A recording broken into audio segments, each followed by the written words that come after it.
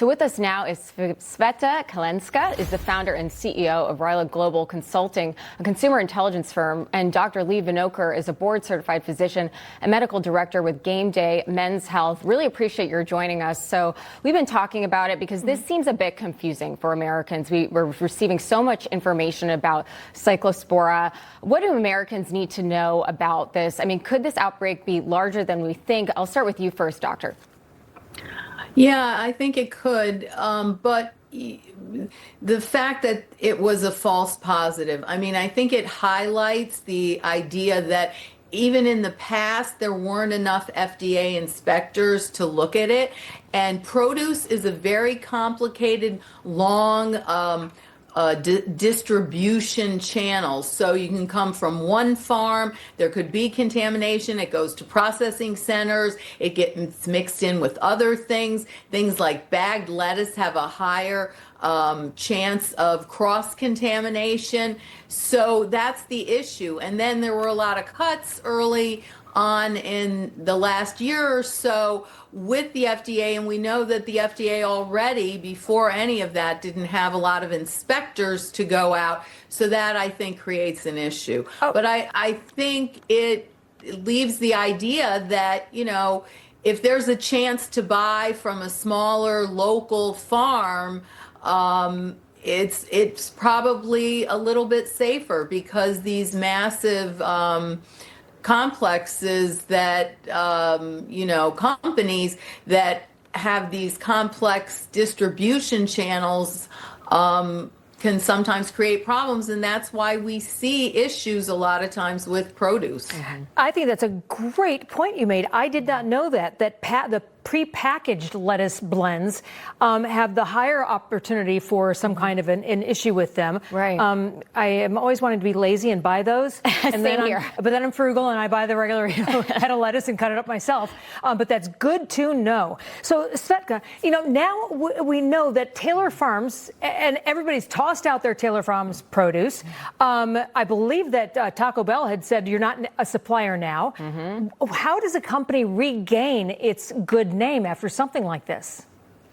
That's a great question. Listen, the lettuce recall is being very much primarily covered as a food and safety story and about Taco Bell. But what I'm seeing on social media is a completely different picture and a much, much bigger picture, because it's become a consumer crisis and consumer distrust issue. I've analyzed over the last 7 days on social media from the U.S. consumer conversations that span over 150,000 posts just on this lettuce recall and the issue. And what I'm seeing throughout my analysis is that consumers are using social media almost like a virtual doctor, asking about symptoms and whether they actually have this bacteria and these symptoms.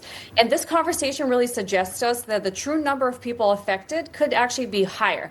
But the conversation is not so much focused on whether a particular bag of produce is being safe or unsafe and whether people should toss it from their fridge. It's actually consumers are questioning whether the supply chain and who produces their food and the brands that are part of these suppliers are safe, and whether the government has their best interest. This is really where the narrative has gone.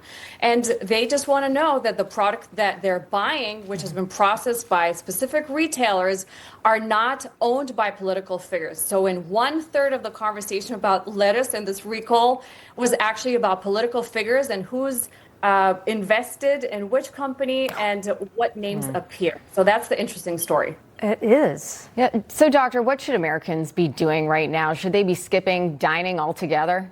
Dining out? No, and we know fruits and vegetables are healthy. There are some people that are more at risk for complications with dehydration, which this can cause.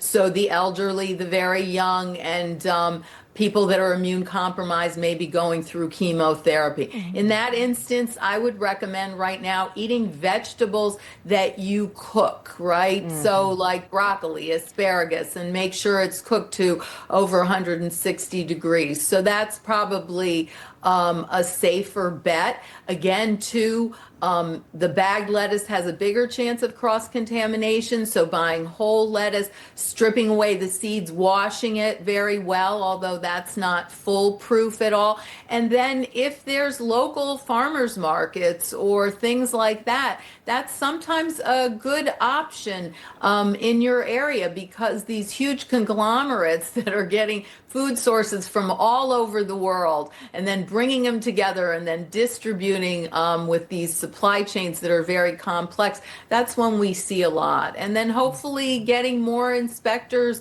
in the government. I know that there were a lot of cuts to a lot of agencies, including the FDA, and they were already having problems getting enough inspectors to go around. Yeah, well, you certainly got to test more than one sample. Yeah, small sample size. That's a little problematic, but good thing we're looking into it. And thank you both for your expertise. Sveta Kalenska and Dr. Leigh Vinocur, thank you both. Thank you. You know, I actually learned that you can cook lettuce, like grill your lettuce. Oh, okay. And it tastes wonderful. A little salt and pepper and romaine lettuce. That's your solution. My solution was eating pizza all weekend. You know With the what? sports Yours game. is better. Maybe that's a better solution. Or eating red meat.